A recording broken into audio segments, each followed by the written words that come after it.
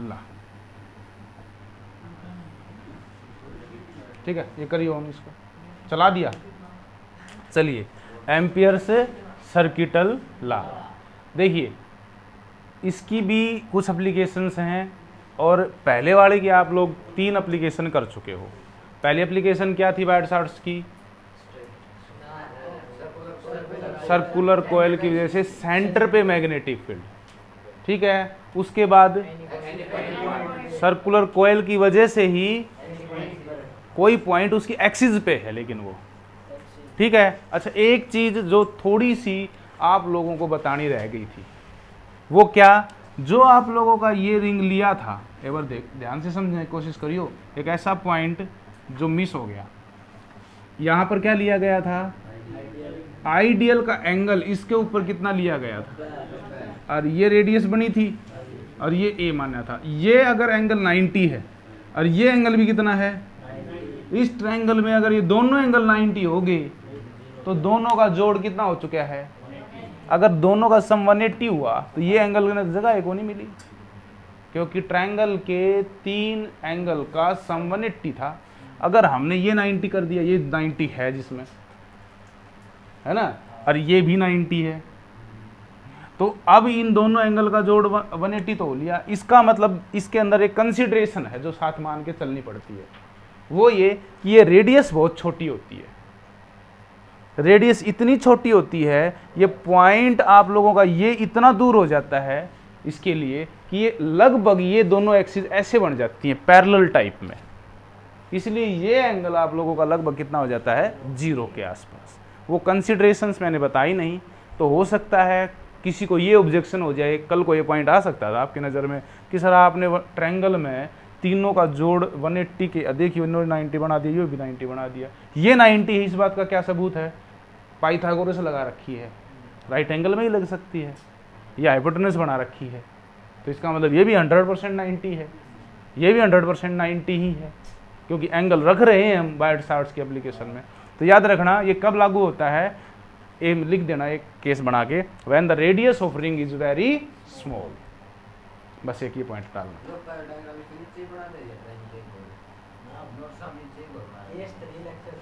अच्छा, वो बनाने की जरूरत नहीं, एक ही डायग्राम में आप दिखा सकते हो, कोई दिक्कत नहीं।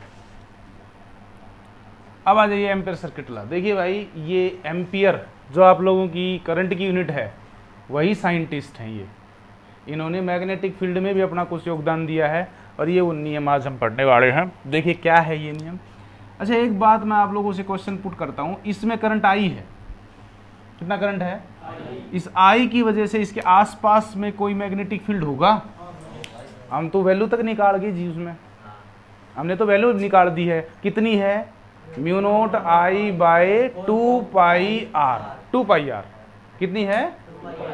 अगर आर डिस्टेंस पे कोई पॉइंट है तो उसका सीधा आंसर 2 पाई आर ही है नीचे। अच्छा, अब ये हमारे पास करंट की वैल्यू, सॉरी मैग्नेटिक फील्ड की वैल्यू है। क्या उसकी डायरेक्शन भी बता सकते हो?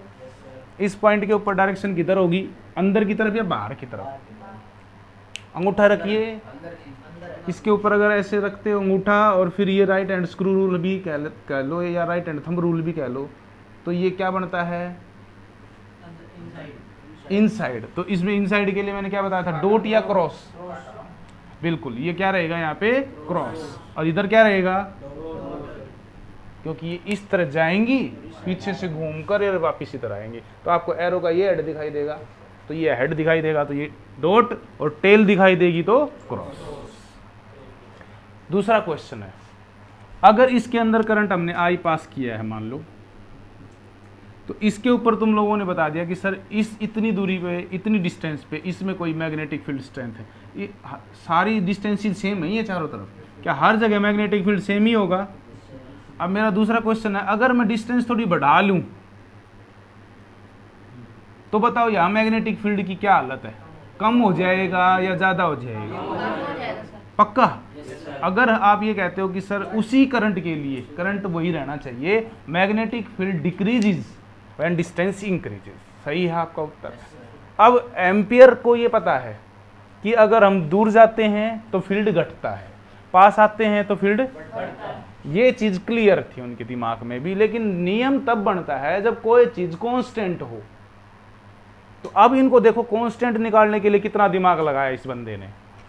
यहाँ मैग्नेटिक फील्ड की वैल्यू है इस हिस्से में कुछ ना कुछ, ये डीएल हिस्से इसके कितने हैं, मान लो कि मैं इसे काउंट नहीं कर रहा, ये मान लेता हूँ कि ऐसे ऐसे इसके अंदर 50 हिस्से हैं, 50 पार्ट हैं। डीएल कितनी बार जोड़ूं?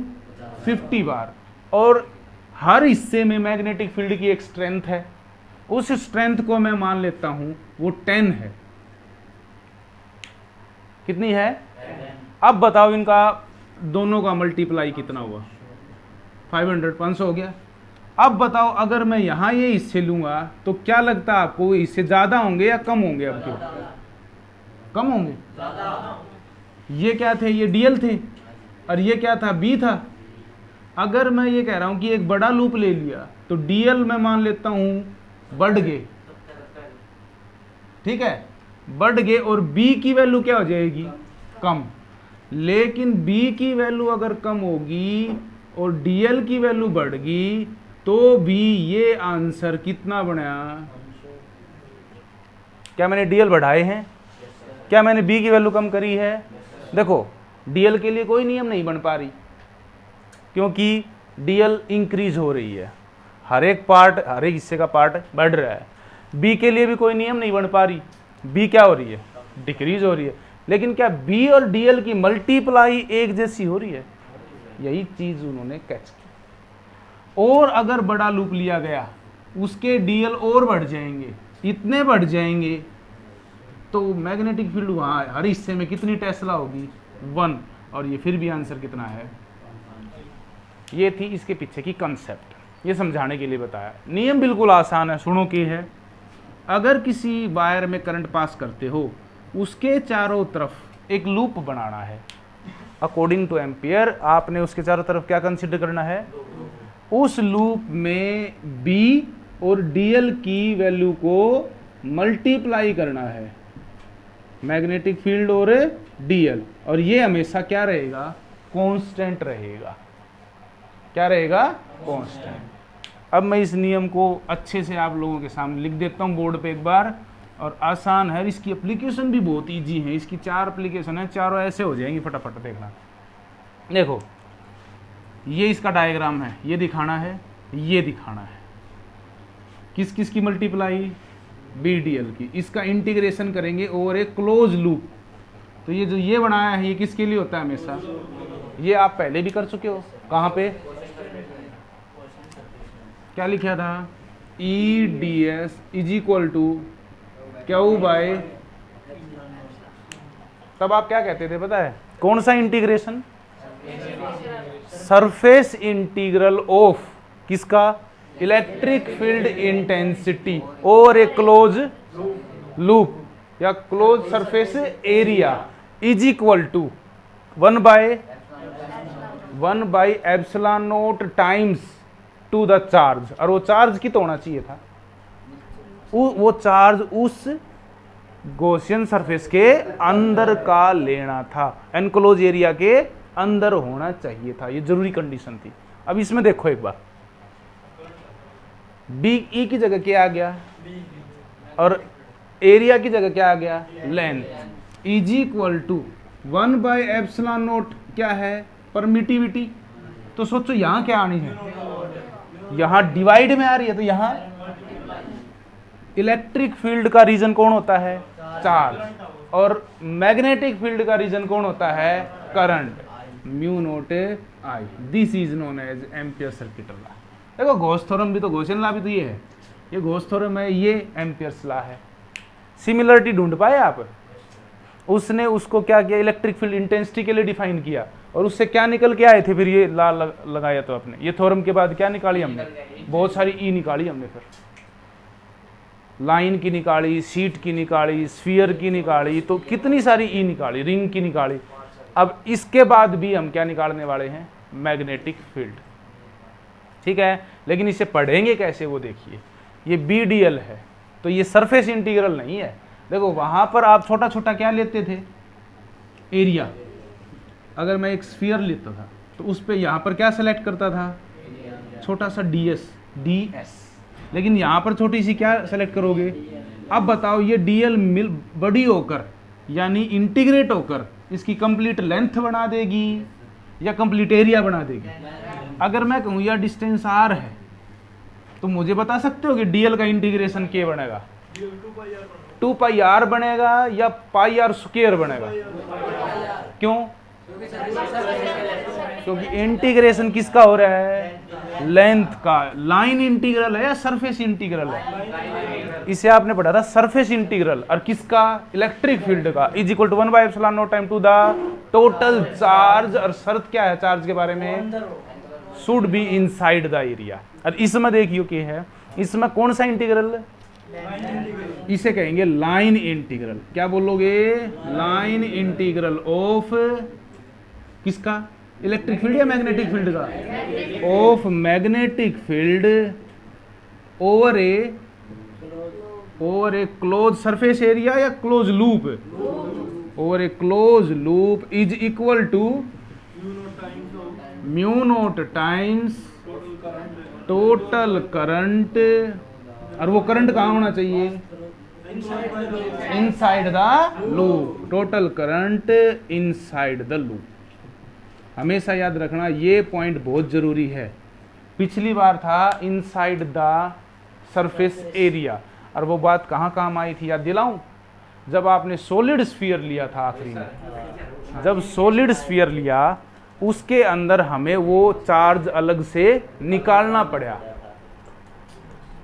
इसी तरह इसमें भी एक केस होगा। जब आप पूरा ये इतना मोटा तार ले लोगे, थिक वायर, और जब मैं इसमें छोटा पतला सा तार इसके अंदर से निकालूंगा तो क्या उस पतले से तार में उतना ही करंट होगा जितना इसमें है? नहीं है ना। तो 3:15 बजे ठीक है जी। बता, ये थिक है, ये वायर कैसी है? Thick wire. हाँ, तो उसके अंदर से अगर आप एक पतला छोटा एरिया लेते हो तो क्या करंट उसमें कम होगा या ज्यादा होगा? वो करंट वही लेना है जो लूप लोगे। याद रखना हमेशा हर एक डायग्राम में, हर एक एप्लीकेशन में इसमें क्या बनाना जरूरी होगा? जिस तरह से आप गॉसियन सरफेस बनाते थे उसी तरह इसमें हमेशा लूप बनेंगे और फिर ये सोल्व होगा। बहुत आसान सा नियम है। चलिए इसको प्रूव करते हैं। तो ये देखिए यही डायग्राम इसका, प्रूफ देखिए इसका। अच्छा, इसके ऊपर मैग्नेटिक फील्ड बताओ। ध्यान इधर इधर देखिए बेटा, इसके ऊपर मैग्नेटिक फील्ड जो है इनसाइड, ये वायर में यहाँ ले लिया। अब इसके ऊपर लूप ऐसे है, बिल्कुल ठीक सही है। यही लूप है और यही फील्ड है। तो बताओ बी और डीएल के बीच में एंगल बताओ। इन दोनों का कौन सा प्रोडक्ट होता है? ये डॉट प्रोडक्ट होता है। ठीक है, बी और डीएल उसी के ऊपर होते हैं। तो चलिए सोल्व करते हैं इसको। लेफ्ट हैंड साइड ले लो। B dot DL cos of theta is equal to, right hand side prove कर देंगे। बोलो थीटा इज इक्वल टू, देखो बी दिखा दो इसके ऊपर। बी ये रहा, बी भी इसी तरफ है, डीएल भी इसी तरफ है। तो बी और डीएल के बीच में एंगल कितना हो गया? कल भी मैंने एक समझाई थी।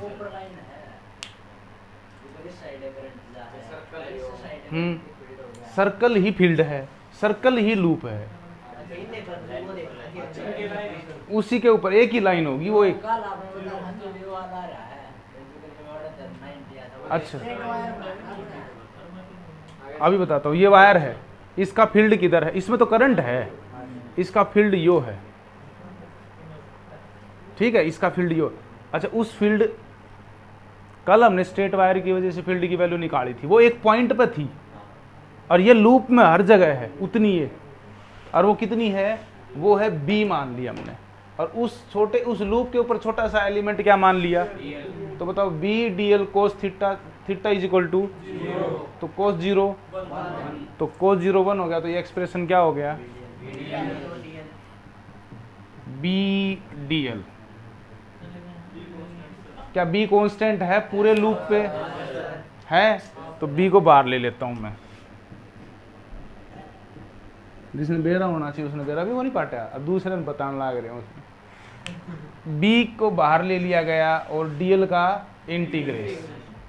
बी की वैल्यू एक स्ट्रेट वायर की वजह से क्या आप लोग निकाल चुके हो? अच्छा, मुझे ये बताओ बेटा, इंटीग्रेशन कहाँ से कहाँ तक करूं मैं इसका, ताकि पूरी लेंथ कवर हो जाए? 0 से ये लो, तो 0 से 2 पाई आर। अब बी तो है, डीएल का इंटीग्रेशन क्या बनेगा, एल, और फिर लिमिट रहेगी 0 से upper limit minus 2 pi R. B की वैल्यू क्या हम एक स्ट्रेट वायर की वजह से जानते हैं, बोलो तो याद हो तो।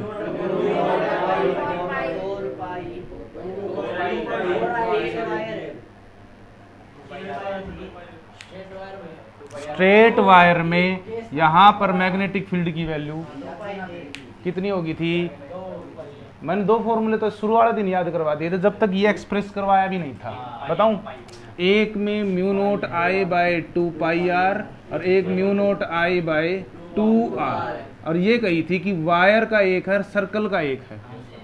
सर्कुलर लूप का कौन सा है, जिसमें पाई कट रही हो, और स्ट्रेट वायर का जिसमें पाई बची हुई हो। तो ये स्ट्रेट वायर का है, ये लूप का है, ये रिजल्ट हमेशा यूज होंगे, इसलिए करवाए थे।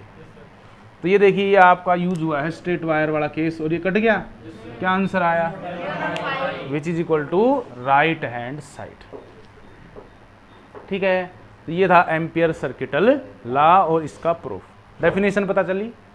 डायग्राम में बी और डीएल दिखाने हमेशा जरूरी होंगे, जितनी भी एप्लीकेशन करोगे। आई तो रहेगा ही, क्योंकि बिना आई के तो बी भी नहीं होगा। ठीक है, क्लियर हो गया। तो पहली एप्लीकेशन की तरफ चलें। फर्स्ट एप्लीकेशन इसकी वही है जो आप बायट चार्ट्स में भी कर चुके हो। सबसे पहले हम मैग्नेटिक फील्ड निकालेंगे स्ट्रेट वायर की वजह से।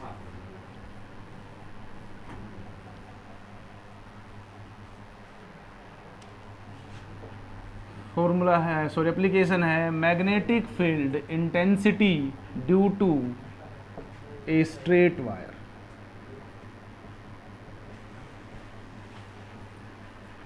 यही एप्लीकेशन कौन से नियम को लागू करके हम निकाल चुके, बायोट सावर्ट्स लॉ से तो कर चुके। और अब बारी किसकी है, सबसे पहले मैं एक वायर ले रहा हूं। शर्त इसमें कुछ हैं जो आपने पूरी करनी पड़ेगी। करंट मैंने दिखा दिया, अब बताओ आप लोग क्या चाहोगे, क्या चीज होनी चाहिए इसमें।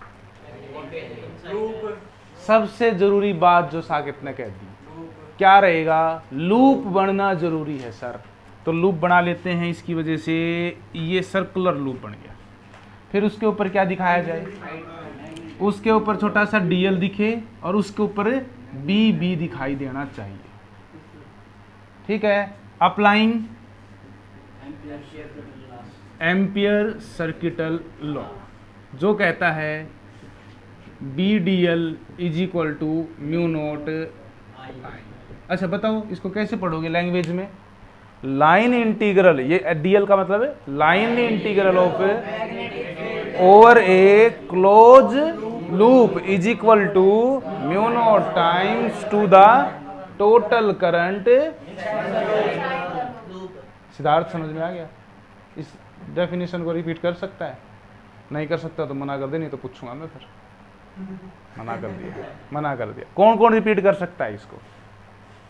ओके, अभी भी हैं 5-4 बच्चे जो नहीं कर पा रहे। फिर से देखो, कौन सा इंटीग्रेशन,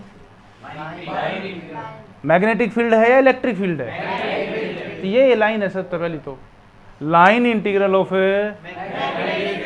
इस सर्कल का क्या मतलब है, याद रखना। अगर मैं ये सर्कल हटा दूं, जब मैं लूप नहीं बना पाऊंगा ना किते, अगर छोटे हिस्से लूंगा जो कि एक एप्लीकेशन में लेंगे हम, तब मैं इसको नहीं लगा पाऊंगा।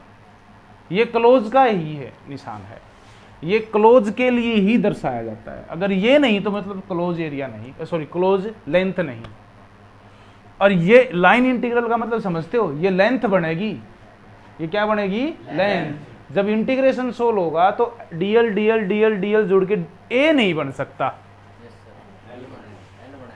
बिल्कुल समझ गए। एक सर्कल का एरिया भी है और एक सर्कल की सरकमफ्रेंस भी है। अगर गॉसियन सरफेस हो ना तो वो पाई आर स्क्वायर बने, और एम्पियर सर्किटल लॉ में लाइन इंटीग्रल सोल्व होगा तो वो 2 पाई आर सरकमफ्रेंस बनेगी। तो इसको सोल्व करते हैं। सबसे पहले डॉट प्रोडक्ट को सोल्व करो, बोलो B D l cos theta line integral over a close surface, sorry close loop is equal to mu naught I. Since angle theta is equal to, B और dl के बीच में angle कितना है, कोस वैसे भी मैंने बता दिया, एक्सप्रेशन को जीरो होने से रोकना है।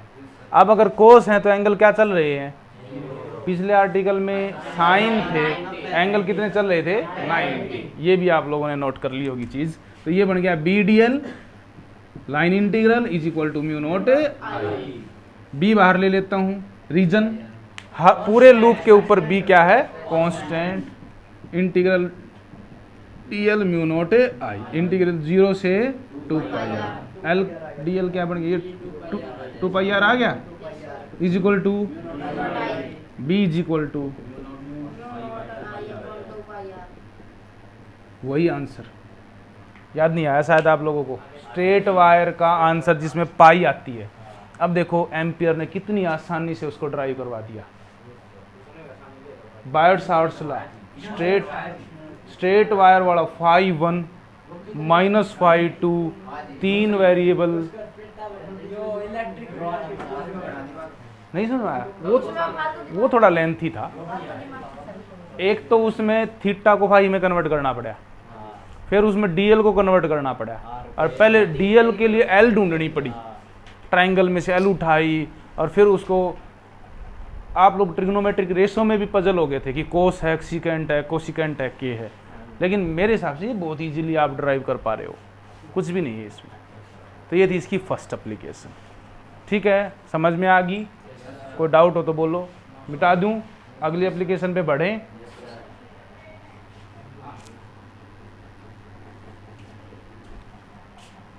धन्यवाद।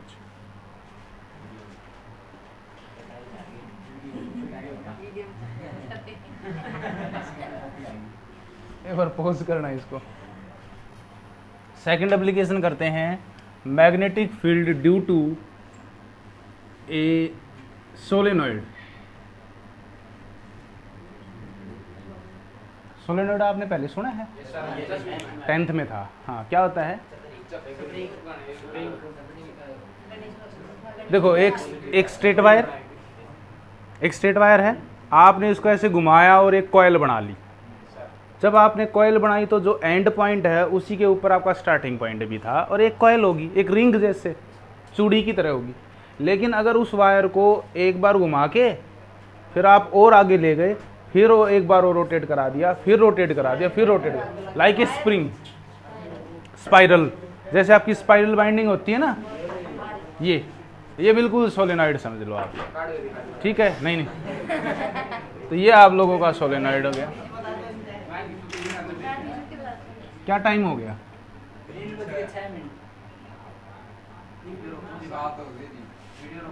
नहीं मत रोक, रहने दे। ये एप्लीकेशन करवा देते हैं जब तक। क्या सर आगे तो ठीक है, नहीं सारे इकट्ठे चले जाइए। ये देखिए, ये करंट, इसमें करंट देखो ये गया। अब यहाँ बताओगे, नीचे एरो लगाओगे ऊपर, और यहाँ पे समझ गए बेटा, समझ गए आप लोग, समझ गए हो, बिल्कुल अच्छे से समझे हो। और ये ऊपर से ये गया ऐसे, और ये चला गया।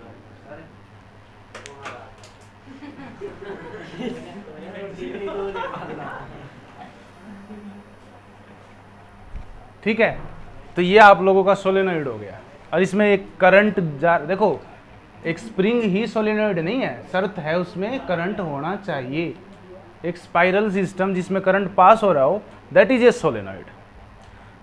अब आप लोग मैग्नेटिक फील्ड बताओगे मुझे, सभी बच्चे, डायरेक्शन वाइज। जैसे ये हमारे पास इस तरह से, ये मान लिया, देखो ये और ये नीचे, ये करंट है इसमें। अब मुझे बताओ, इस सेंटर के ऊपर मैग्नेटिक फील्ड लाइंस किस तरफ होंगी? ये मैग्नेटिक फील्ड लाइन नहीं है, ये तो करंट है।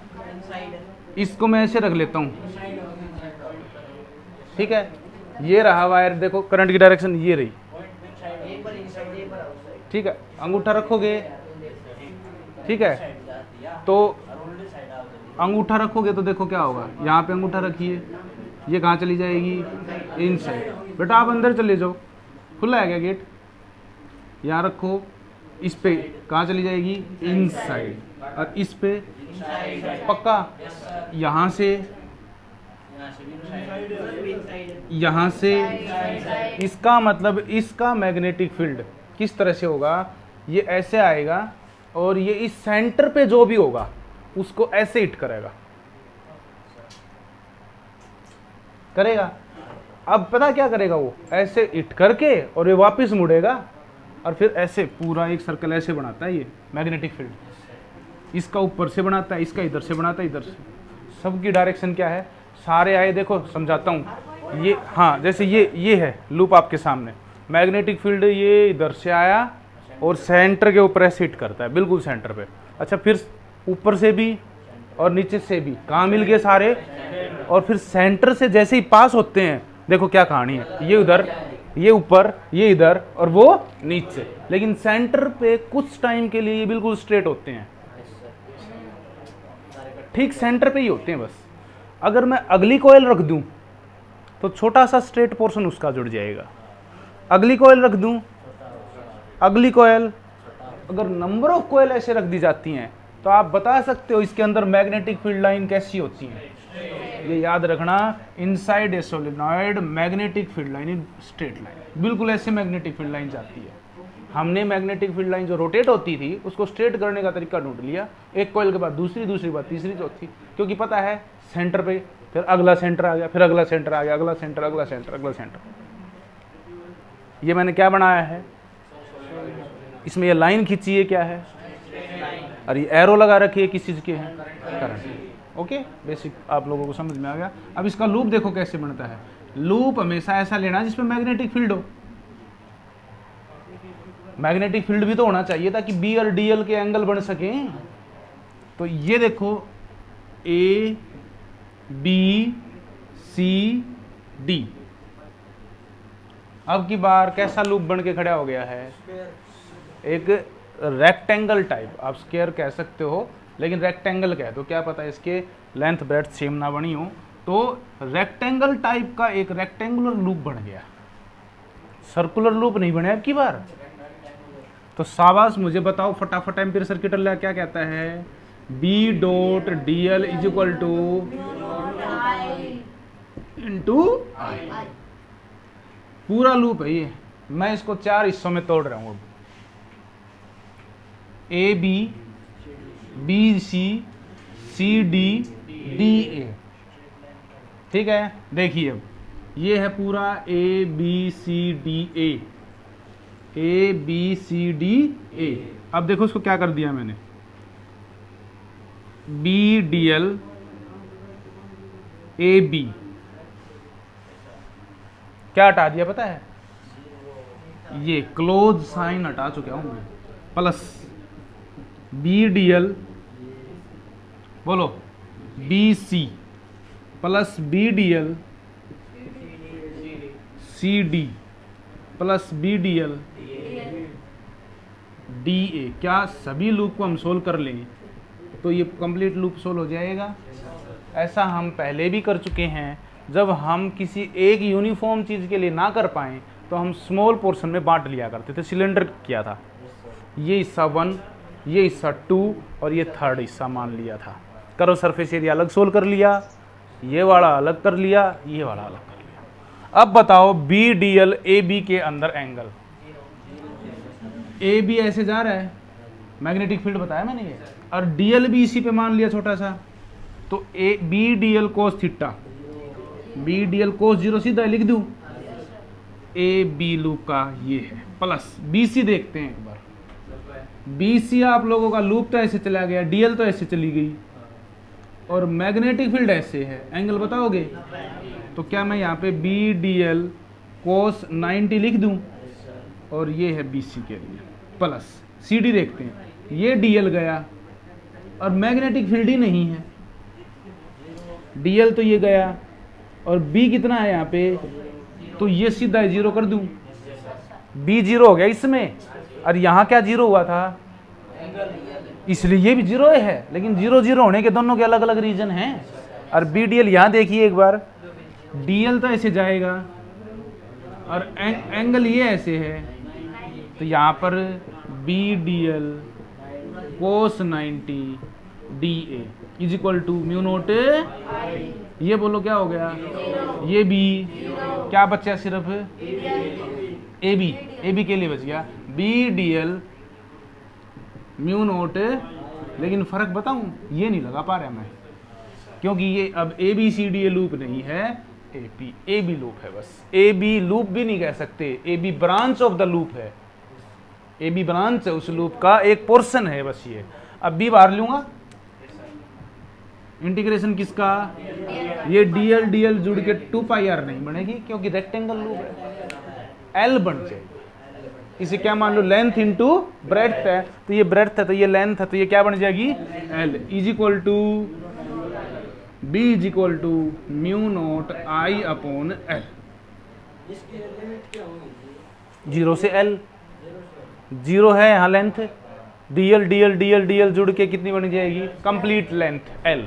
अगर आपने इस पूरी को कितना मान रखा है, एल लेंथ मान रखा है। अच्छा एक बात और बताओ, ये एक लूप के लिए आया, एक टर्न के लिए, अगर मैं कह दूं n नंबर ऑफ टर्न है,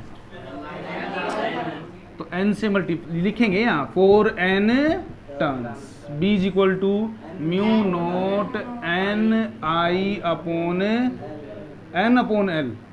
पढ़ियो इसको, नंबर ऑफ टर्न्स पर यूनिट लेंथ, तो इसे मैं मान लेता हूं स्मॉल n। ये रिजल्ट है, याद रखना पड़ेगा, डायरेक्टली न्यूमेरिकल आएंगे इस पे, इसको ऐसे याद रख लो, यूनिवर्सिटी की छोटी फॉर्म है ये UNI। ये क्या मान लिया, एंट्रेंस के लिए तो n से मल्टीप्लाई कर दिया, और एंट्रेंस से मल्टीप्लाई करते n बाई एल के बन गया, नंबर ऑफ टर्न्स पर यूनिट लेंथ स्मॉल n मान लिया उसको। ये मैं समझाता हूँ, मान लो 100 टर्न्स हैं, कितनी बार घुमा रखा है, 100 लेंथ है, तो 1 सेंटीमीटर में कितनी है, 100 सेंटीमीटर में 100 टर्न है, तो 1 सेंटीमीटर में कितनी है, एक कैसे निकाल रहे हो तुम, 100 बाई 100 करके टोटल नंबर ऑफ टर्न्स को टोटल नंबर ऑफ लेंथ से मल्टीप्लाई कर लेते हो, तो जो आता है, जो एक आता है वो छोटा आता है ना, तो छोटा n मान लो, n ज्यादा थी ना, बड़ी है ना, तो कैपिटल N मान लो। ये है रिजल्ट, ठीक है। इसकी 2 एप्लीकेशन रहेगी हैं, एक टोरॉइड और एक थिक वायर, कल दोनों को कवर कर लेंगे, और बायोट एम्पियर सर्किट लॉ भी कवर